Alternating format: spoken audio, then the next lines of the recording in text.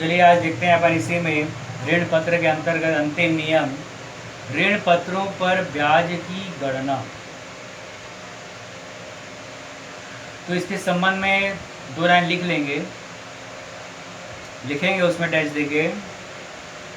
ऋण पत्रों पर ब्याज की गणना, ऋण पत्रों पर ब्याज की गणना ऋण पत्रों के अंकित मूल्य पर किया जाता है। ऋण पत्रों पर ब्याज की गणना ऋण पत्रों के अंकित मूल्य पर किया जाता है।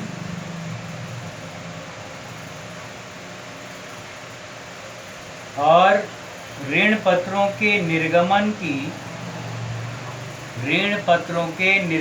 की शर्तों के अनुसार ऋण पत्रों के निर्गमन की शर्तों के अनुसार तिमाही यानी 3-3 महीने के अंतराल में, छमाही यानी साल में 2 बार तथा वार्षिक यानी साल में 1 बार अवधि में देय हो सकती है।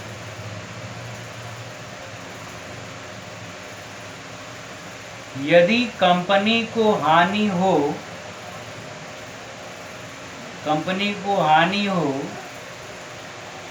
तो भी ब्याज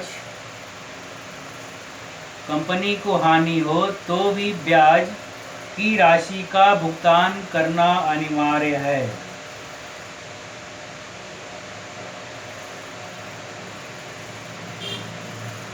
वस्तुतः यह ब्याज लाभ पर एक प्रभार होता है।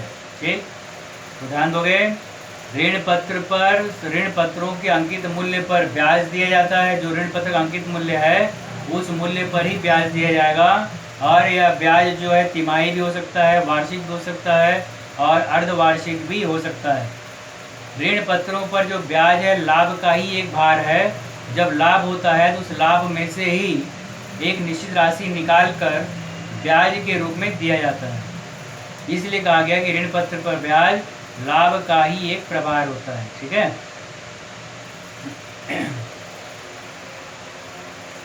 चलिए देखते हैं इसी में अपन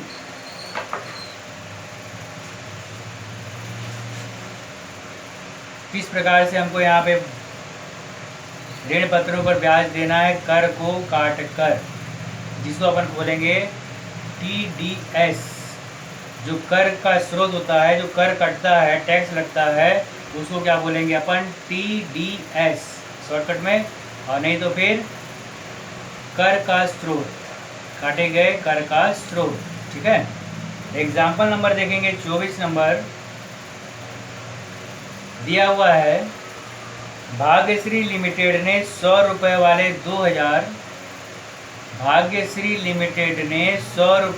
2000 12% ऋण पत्र पूर्णदत्त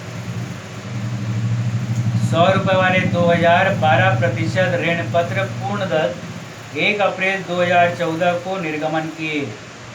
1 अप्रैल 2014 को निर्गमन किए। सारी राशि प्राप्त हो गई। निर्गमन के शर्तों के अधीन ऋण पत्रों पर देय ब्याज का भुगतान अर्धवार्षिक ब्याज देना है। अर्धवार्षिक आधार पर 30 सितंबर और 31 मार्च को किया जाता है। स्रोत पर कर की कटौती 10% की जाएगी। कर जो है कितना लगेगा? 10%।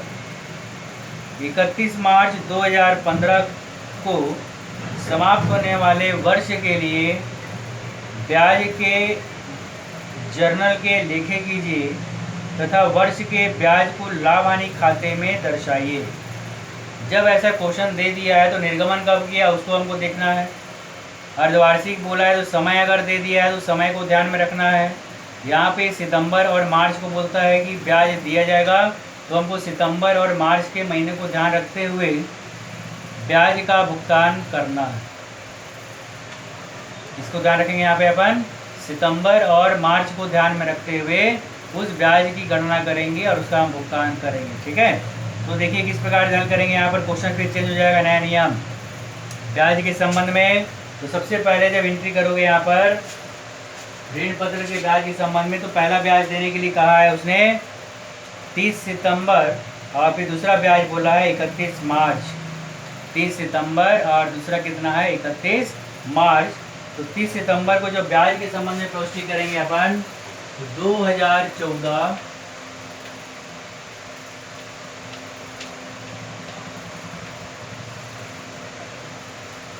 सितंबर 23 कॉलम रहेगा आपका तिथि विवरण राशि, तिथि विवरण, खाता पृष्ठ, विकलन और समाकलन।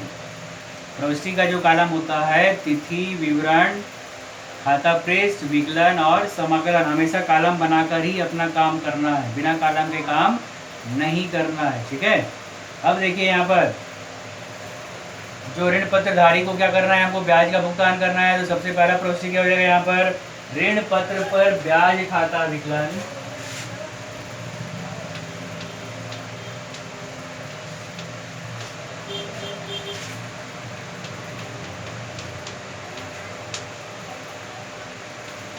ऋण पत्र पर ब्याज का भुगतान करना है अपन को। तो ऋण पत्र पर ब्याज खाता विकलन टू ऋण पत्रधारी टू TDS, ऋण पत्र पर ब्याज विकलन टू ऋण पत्रधारी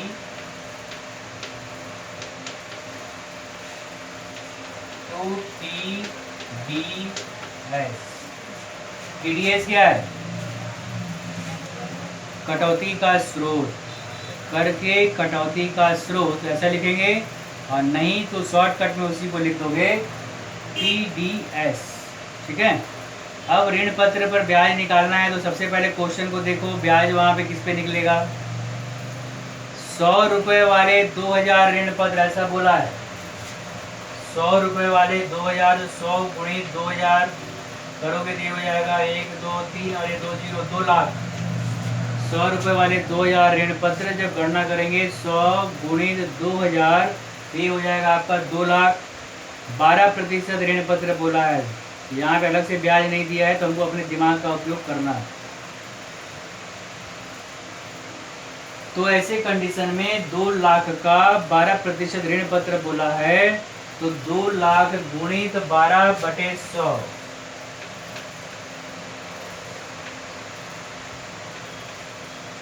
12 दूनी 24,000।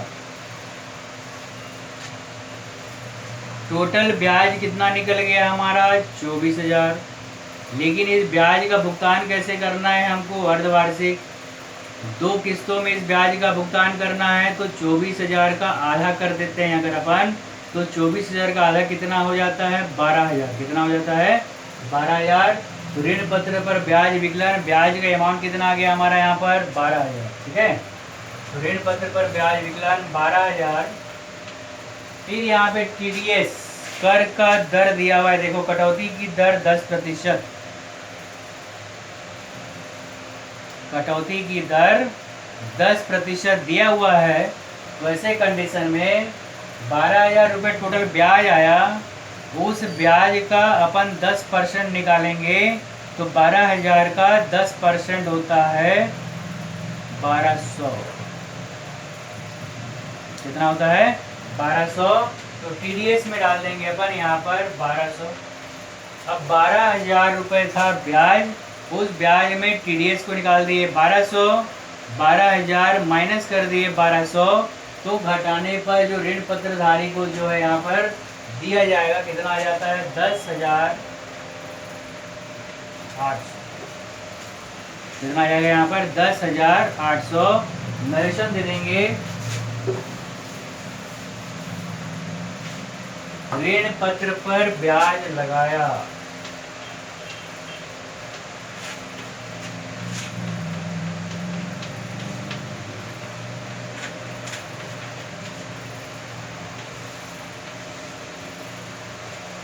ऋण पत्र पर ब्याज लगाया, ये पहला एंट्री हमारा हो गया कंप्लीट। फिर दूसरा हिस्सा क्या करेंगे हम, इसी में 30 सितंबर को ही भुगतान करेंगे। जब भुगतान करेंगे तो फिर यहाँ पे ऋण पत्रधारी विकलन TDS विकलन टू ऋण पत्र पर ब्याज बैंक। अगला एंट्री हो जाएगा ऋण पत्रधारी विकलन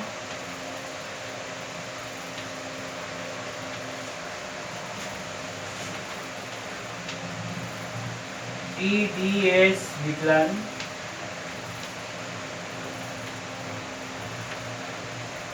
टू बैंक। ऋण पत्रधारी विकलन कितना देना है उसको हमको 10,800। TDS कितना है 1200। टू बैंक कर दोगे 12,000। क्या किया मैं यहाँ पर, अगला एंट्री ऋण पत्रधारी विकलन TDS विकलन टू बैंक। ऋण पत्रधारी विकलन TDS विकलन टू बैंक। ऋण पत्रधारी को कितना देना था 10,800। TDS कितना है 1200। दोनों मिलाकर भुगतान हो गया 12,000। नरेशन दे देंगे भुगतान किया गया। नरेशन क्या दे देंगे, भुगतान किया गया। ये तो हुआ 30 सितंबर का। 30 सितंबर के बाद फिर हमको चलना है 31 मार्च। बोला है यहाँ पर, जब 31 मार्च को जाओगे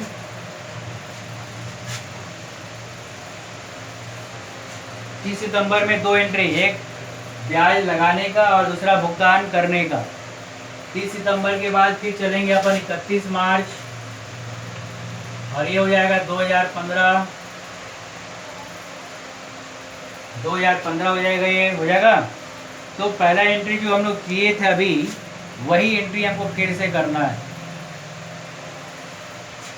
पहला एंट्री वही रहेगा, सेम है, ब्याज 24,000 था, 24,000 का आधा 12,000 हुआ। तो पहला एंट्री ऋण पत्र पर ब्याज विकलन टू ऋण पत्रधारी टू TDS। ऋण पत्र ब्याज कितना देना था हमको 12,000। टू ऋण पत्रधारी TDS कितना है 10%। TDS पहले निकालोगे 12,000 का 10% 1200। 12,000 माइनस 1200 किए तो ऋण पत्रधारी को कितना मिल जाएगा, कर काट कर 10,800। फिर दूसरा एंट्री होगा यहाँ पर ऋण पत्रधारी विकलन TDS विकलन टू बैंक। सेम वही एंट्री, कोई परिवर्तन नहीं। यानी ऋण पत्रधारी और कर का भुगतान किया गया, टू बैंक है ना यहाँ पर, यानी नगद भुगतान किया गया। नरेशन दे देंगे भुगतान किया गया। ठीक है। अब जो इस ब्याज की राशि को इसके बाद दूसरे वर्ष में जब ये ब्याज का एंट्री हो जाएगा उसके बाद उसी वर्ष में अंतिम समय में यानी 31 मार्च को ही उस ब्याज की राशि को लाभ हानि खाते में हस्तांतरित करना है। ब्याज की राशि को लाभ हानि खाते में हस्तांतरित करना है। उसके लिए अगला एंट्री हो जाएगा हमारा यहाँ पर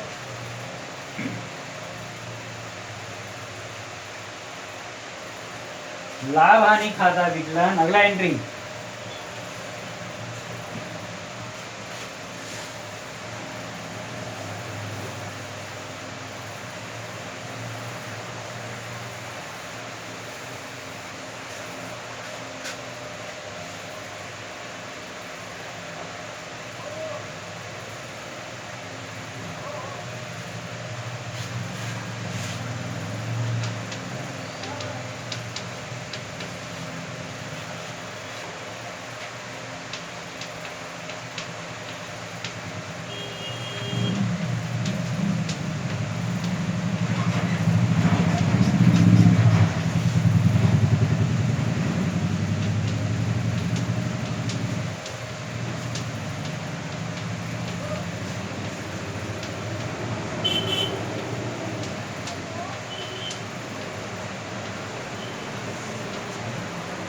लाभ हानि खाता विकलन टू ऋण पत्रधारी निरसन देंगे। लाभ हानि खाते में हस्तांतरित क्या हस्तांतरित करेंगे, तो ब्याज की राशि। कितनी ब्याज थी हमारे पास 24,000। तो लाभ हानि खाते में ब्याज की राशि को क्या कर दिया जाएगा, हस्तांतरित कर दिया जाएगा। इस प्रकार से हमको ये काम करना है।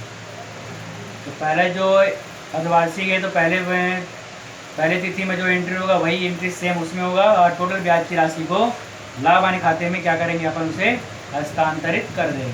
ठीक है। आगे बात समझ में आ गई। तो ये हमारा ऋण पत्र, तो इसका प्रैक्टिस पूरे तरीके से करते रहना है, तैयार हो जाएगा। आगे बात समझ में, ठीक।